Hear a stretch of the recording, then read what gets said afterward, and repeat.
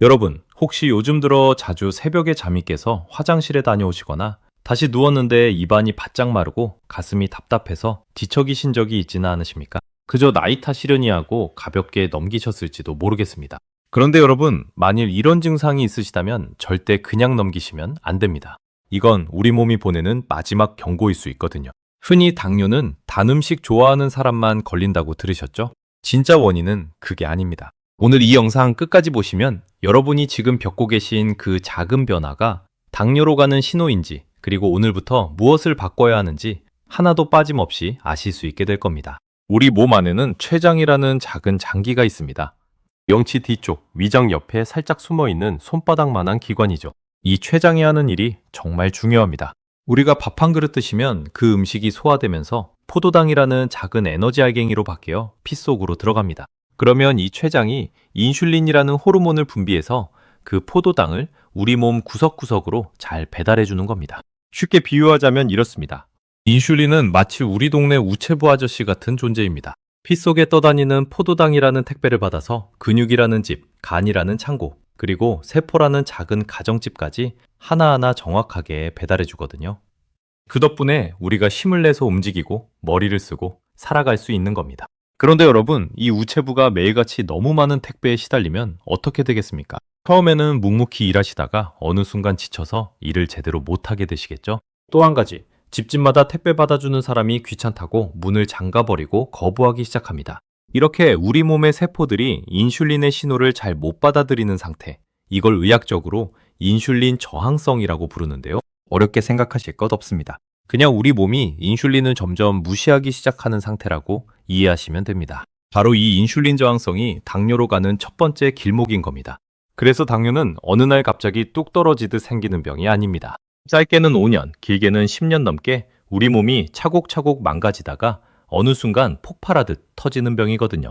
그러니까 그 10년 동안 우리 몸은 끊임없이 신호를 보냅니다. 손을 흔들고 발을 구르고 목소리를 높여서요. 오늘 제가 말씀드릴 세 가지 신호가 바로 그 다급한 외침입니다. 그러니 잠시도 한눈 팔지 마시고 끝까지 잘 들어주십시오. 자, 그럼 첫 번째 신호부터 말씀드리겠습니다. 첫 번째 신호는 바로 극심한 식곤증입니다. 여러분, 점심 한 그릇 드시고 나서 정말 눈꺼풀이 백근처럼 무거워지신 경험 한 번쯤 있으시죠? 책상에 앉으면 글자가 두 개로 보이고 텔레비전을 보시다가도 어느새 고개가 옆으로 푹 떨어지시는 그 순간 말입니다. 어르신들 중에는 이걸 그냥 나이가 들어서 그러려니, 아니면 점심을 너무 많이 먹어서 그러려니 하고 넘기시는 분이 정말 많으십니다. 물론 식사 후에 약간 졸린 건 자연스러운 일입니다. 소화시키느라 피가 위장으로 몰리니까요. 그런데 문제는 이게 보통이 아닐 때입니다. 밥 한 숟갈만 떠도 정신을 못 차릴 정도로 졸리시거나 식사 후에 한두 시간씩 누워서 자야만 일어날 수 있을 정도로 피곤하시다면 이건 단순한 식곤증이 아닙니다. 우리 몸이 보내는 진지한 경고입니다. 이런 증상이 왜 생기는지 차근차근 설명해 드릴게요. 아까 말씀드린 우체부 이야기를 다시 떠올려 보세요. 우리 몸의 세포들이 인슐린 신호를 점점 거부하기 시작하면 어떻게 되겠습니까? 피 속에는 포도당이라는 에너지가 가득한데 정작 그 에너지를 써야 할 세포들은 굶주린 상태가 드는 겁니다. 이걸 쉽게 비유하자면 마치 곳간에는 쌀이 가득한데 부엌에는 한 톨도 없어서 식구들이 쫄쫄 굶고 있는 상황과 똑같습니다. 그러니 몸이 얼마나 늘어지고 기운이 없겠습니까?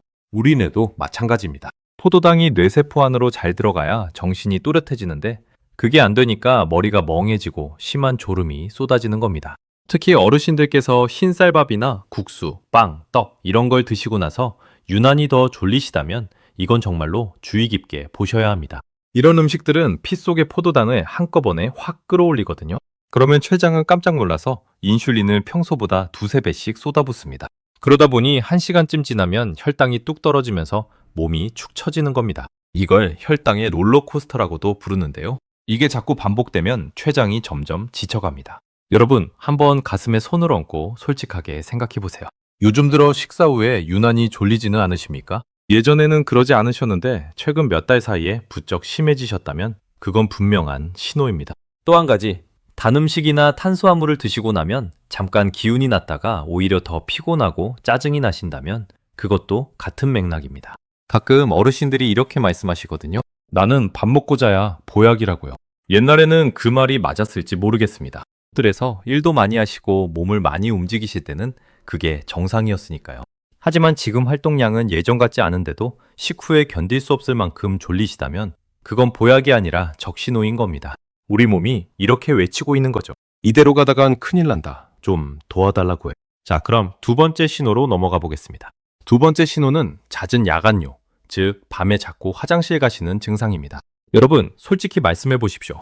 요즘 밤에 한 번이라도 안 깨고 푹 주무시는 날이 일주일에 며칠이나 되십니까? 한밤중에 두 번, 세 번씩 일어나서 화장실에 다녀오시느라 잠을 설치신 분들이 정말 많으실 겁니다. 그러고 다음날 아침에는 머리가 무겁고 하루 종일 멍하시죠. 그 마음 제가 잘 압니다. 물론 나이가 들면 방광 기능이 약해져서 어느 정도 야간요는 자연스러운 부분이 있긴 합니다. 그런데 여러분, 한 가지 꼭 기억하셔야 할 게 있습니다. 자다가 깨서 화장실 가는 횟수가 갑자기 늘어났거나 한 번에 보시는 소변량이 평소보다 눈에 띄게 많아졌다면 이건 단순한 노화가 아닙니다. 이건 당뇨로 가는 길목에서 우리 몸이 보내는 아주 중요한 신호일 가능성이 높습니다. 왜 이런 일이 생기는지 차근차근 설명해 드리겠습니다. 아까 우리가 인슐린 저항성 이야기를 했었죠? 세포들이 포도당을 받아들이지 못하면 피 속의 포도당 농도가 점점 올라갑니다. 그러면 우리 몸은 깜짝 놀랍니다. 큰일 났다. 피가 너무 끈적해서 큰일이다. 어떻게든 이 끈적한 피를 묽게 만들어야겠다고 비상사태를 선포합니다. 그래서 어떻게 하느냐? 우리 몸의 정수기 역할을 하는 신장이 비상가동에 들어갑니다. 신장은 피 속의 노폐물을 걸러내는 한 쌍의 정수기 같은 기관인데요. 이 신장이 이렇게 외칩니다. 큰일 났다. 피가 너무 달아서 끈적거린다. 빨리 물을 끌어와서 묽게 만들어야 한다. 그래서 우리 몸 곳곳에서 수분을 끌어모아 소변으로 대량으로 내보내는 겁니다. 쉽게 비유하자면 이렇습니다. 마치 너무 짠 국에 자꾸 물을 부어 희석시키려는 것과 똑같은 원리거든요. 피 속의 단 농도를 어떻게든 낮추려고 우리 몸이 필사적으로 물을 빼내는 거죠. 그러다 보니 어떻게 되겠습니까? 자꾸 화장실에 가게 됩니다. 특히 낮 동안 활동하실 때는 정신없어서 잘 못 느끼시다가 밤에 누워서 조용해지면 신장이 더 활발히 일을 하게 됩니다. 그래서 자다가 한 번, 두 번, 세 번씩 깨시는 일이 잦아지는 겁니다. 여기서 한 가지 더 말씀드릴 게 있습니다. 이렇게 소변을 자주 보시면 몸은 어떻게 되겠습니까? 당연히 갈증이 심해집니다. 그래서 자다가 깨서 머리맡에 물을 벌컥벌컥 들이키시는 분들도 많으십니다. 그리고 또 화장실 가고 또 물 마시고 이게 끝없이 반복되는 거예요. 이걸 의학적으로는 다음 단뇨라고 부르는데요. 어렵게 생각하실 것 없습니다. 그냥 자꾸 마시고 자꾸 화장실 가는 현상이라고 이해하시면 됩니다. 여러분, 혹시 요즘 밤마다 입이 바짝 마르고 머리맡에 물병을 두지 않으면 못 주무시진 않으십니까? 또 화장실에 다녀온 뒤 변기물을 한번 보세요. 거품이 유난히 많이 보이고 그 거품이 한참 동안 안 가라앉지는 않으십니까? 거품류 역시 단백질이 새어나오는 신호로 알려져 있어서 조심하셔야 합니다. 신장이 너무 일을 많이 해서 지쳐가고 있다는 뜻이거든요. 특히 어르신들께서 이런 변화를 그저 전립선 문제려니 방광이 약해졌으려니 하고 넘기시는 경우가 정말 많습니다. 물론 그 가능성도 있긴 합니다. 하지만 검사를 해봤는데 전립선이나 방광에는 큰 이상이 없으시다면 이제는 혈당을 의심해 보셔야 한다는 겁니다. 이게 정말 중요한 포인트입니다. 자, 그럼 마지막 세 번째 신호로 넘어가겠습니다. 이건 정말 중요한데도 어르신들께서 가장 많이 놓치시는 신호입니다. 바로 피부의 변화. 그 중에서도 피부 착색입니다. 여러분, 혹시 거울이 가까이에 있으시면 한번 가져와 보세요. 그리고 목 뒤쪽이나 겨드랑이, 사타구니, 팔꿈치 안쪽, 무릎 뒤쪽을 한번 천천히 살펴보세요. 혹시 마치 때가 낀 것처럼 거뭇거뭇하고 만져보면 피부가 두툼하고 벨벳처럼 거칠어진 부분이 있지는 않으십니까? 많은 분들이 이걸 보시고 이렇게 말씀하십니다. 아니, 내가 목욕을 안 한 것도 아닌데 왜 이렇게 때가 안 빠지지? 젖방군질러도 안 닦이고 자꾸 점점 더 까매지는 것 같다고요. 그래서 떼수건으로 더 세게 미시는 분들도 계신데 그렇게 하시면 절대 안 됩니다. 그건 때가 아니거든요. 이걸 의학적으로는 흑색 가시세포증이라고 부릅니다. 이름이 좀 무섭게 들리시죠? 어렵게 들리지만 풀어서 설명드리면 쉽습니다. 인슐린이 우리 피 속에 너무 많이 떠다니면 그 인슐린이 피부세포를 자극해서 피부가 두꺼워지고 색소가 침착되는 현상이라고 알려져 있습니다. 쉽게 비유하자면 이렇습니다. 마치 작은 정원에 비료를 너무 많이 뿌리면 잡초가 무성하게 자라는 것과 비슷합니다. 인슐린이라는 비료가 너무 많이 뿌려지니까 피부세포가 비정상적으로 자라면서 색까지 변해버리는 거예요. 자연스러운 일이 아닌 거죠. 그래서 이게 왜 그렇게 무서운 신호냐면요. 피부에 이런 변화가 보인다는 건 이미 우리 몸 안에 인슐린이 평소에 2배, 3배씩 떠다니고 있다는 뜻이거든요. 췌장이 미친 듯이 일을 하고 있다는 뜻입니다. 겉으로 혈당 수치는 아직 정상으로 보일 수도 있습니다. 그런데 속으로는 이미 한참 망가져가고 있는 거죠. 이게 가장 무서운 부분입니다. 특히 잘 살펴봐야 할 부분을 하나하나 알려드리겠습니다. 첫 번째는 목 뒤쪽입니다.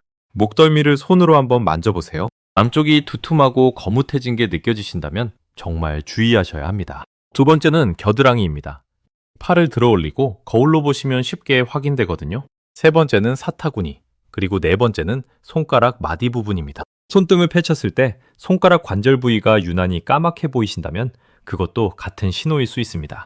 또 한 가지, 피부에 자그맣게 살색 사마귀처럼 늘어지는 살집들이 점점 늘어나는 분들도 계십니다. 이걸 흔히 쥐젖이라고 부르시잖아요. 목에, 겨드랑이에, 가슴 밑에 자꾸 생기는 그것 말입니다. 이 쥐젖이 갑자기 많아지셨다면 그것도 같은 맥락에서 인슐린 저항성을 의심해 보셔야 하는 신호로 알려져 있습니다. 여러분, 한번 생각해 보세요. 우리 몸은 절대 거짓말을 하지 않습니다. 피부는 우리 몸 안에서 일어나는 일을 가장 정직하게 보여주는 거울 같은 존재거든요. 그러니까 피부에 이런 변화가 보이신다면 그건 아주 중요한 신호로 받아들이셔야 합니다. 가끔 어르신들이 이렇게 말씀하세요. 늙어서 그래. 나이 들면 다 그래. 그런데 옆에 있는 비슷한 연배의 친구는 안 그러신데 나만 그렇다면 그건 절대 단순한 노화가 아닙니다. 우리 몸 안에서 무언가 잘못되고 있다는 분명한 신호입니다. 자, 이렇게 세 가지 신호를 다 말씀드렸습니다. 식곤증, 야간요, 피부 착색. 이 세 가지 중에 두 가지 이상 해당되시는 분들 정말 많으실 겁니다. 그럼 이런 신호를 무시하고 그냥 사시면 어떻게 될까요? 여러분, 솔직히 말씀드리겠습니다. 이게 정말 무섭습니다. 당뇨가 무서운 건 사실 당뇨 그 자체보다 합병증 때문입니다. 한번 생각해 보세요. 우리 몸은 핏줄이라는 길로 영양분과 산소를 실어 나르거든요. 그런데 피 속에 당이 자꾸 끈적하게 쌓이면 그 핏줄이 어떻게 되겠습니까? 마치 오래된 수도 파이프 안쪽에 녹과 찌꺼기가 끼는 것처럼 우리 핏줄도 점점 좁아지고 딱딱해진다고 알려져 있습니다. 그러면 가장 먼저 망가지는 데가 어디일까요?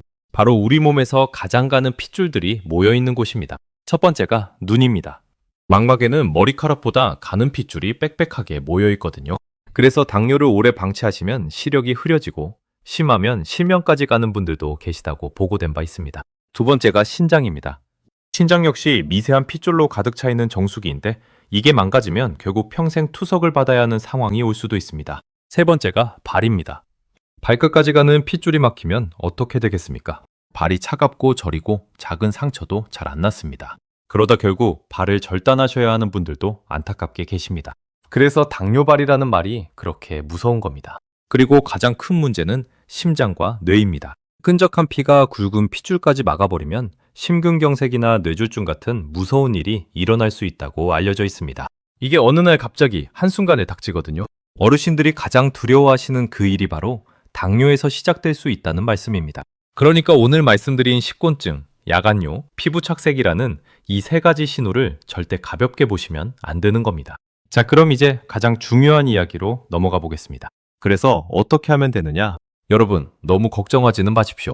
다행히도 당뇨 직전 단계, 즉 인슐린 저항성 단계에서는 우리가 노력만 하면 충분히 되돌릴 수 있다고 알려져 있습니다. 본격적인 당뇨로 진행되면 약 없이는 어렵지만 그 직전까지는 음식과 생활 습관만으로도 정상으로 돌아올 수 있는 경우가 많다고 보고되거든요.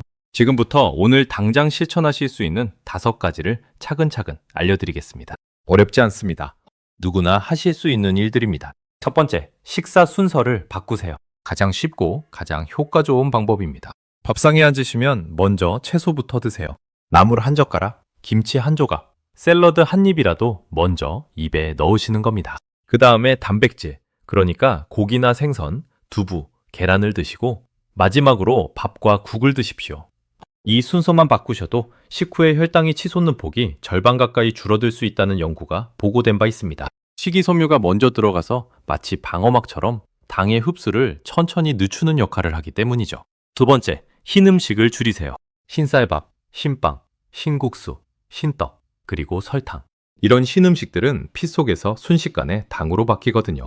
대신 잡곡밥이나 현미, 통밀빵으로 조금씩 바꿔가시는 게 좋습니다. 한꺼번에 다 바꾸시면 입에도 안 맞으시고 부담스러우니까 흰쌀의 잡곡을 3분의 1만 섞는 것부터 시작하셔도 충분합니다. 한 달 정도 드시면 입맛이 자연스럽게 적응됩니다. 세 번째, 식후 10분 걷기입니다. 이건 진짜 단순하지만 효과가 정말 좋다고 알려져 있습니다. 식사 후에 바로 누우시면 안 됩니다. 그릇 치우시고 10분만. 딱 10분만 집안에서 천천히 거니세요. 마당이 있으시면 마당을, 거실이 있으시면 거실을 왔다 갔다 하셔도 됩니다. 가벼운 걸음만으로도 근육이 피 속의 포도당을 가져다 쓰기 시작하거든요. 식후 혈당이 폭발적으로 오르는 걸 막아주는 가장 좋은 습관 중 하나입니다. 네 번째, 잠을 충분히 주무세요. 의외로 많이들 모르시는데요. 잠이 부족하면 인슐린 저항성이 심해진다고 알려져 있습니다. 하루 7시간 정도는 주무셔야 합니다. 잠을 충분히 못 주무시면 다음날 단 음식에 대한 욕구도 더 커지거든요. 그래서 악순환이 시작되는 겁니다. 담과 혈당, 이 두 가지가 손을 꼭 잡고 함께 가는 친구라고 생각하시면 됩니다. 다섯 번째, 식후 1시간 안에는 누우시지 마세요. 어르신들 중에 식사 후에 바로 텔레비전 앞에서 누우시는 분들이 정말 많거든요. 그게 사실은 혈당을 가장 빨리 올리는 습관 중 하나로 알려져 있습니다. 적어도 1시간은 앉아서 책을 보시거나 가볍게 움직이시는 게 좋습니다. 빨래를 개시거나 설거지를 하시거나 이런 작은 활동만으로도 충분합니다. 자, 오늘 정말 중요한 이야기 많이 해드렸습니다. 마지막으로 한 번만 더 정리해드릴게요. 잘 따라와 주세요. 당뇨가 본격적으로 오기 전 우리 몸이 보내는 3가지 신호.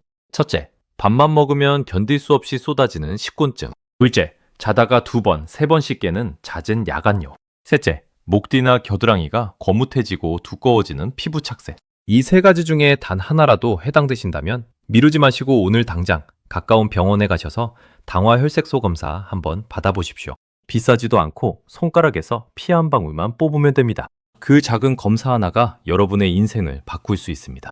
여러분, 우리 몸은 정말 정직합니다. 신호를 보낼 때 우리가 들어주기만 하면 우리 몸은 다시 건강해지려고 정말 열심히 노력해줍니다. 늦지 않았습니다. 오늘부터 시작하시면 됩니다. 한 끼의 식사 순서를 바꾸시고 식후에 10분만 걸으시고 밤에 푹 주무세요. 이 작은 실천들이 모여서 여러분의 10년 뒤, 20년 뒤를 완전히 바꿔놓을 겁니다. 손주들이 결혼하는 모습, 증손주가 태어나는 모습, 그 행복한 순간들을 두 눈으로 또렷이 보실 수 있도록 오늘부터 우리 함께 시작해 보십시다. 오늘 영상이 도움이 되셨다면 구독과 좋아요 버튼도 눌러주시고 알림 설정도 꼭 해주세요. 또한 댓글에 오늘부터 실천이라고 한 글자만 남겨주시면 평생 건강하실 겁니다.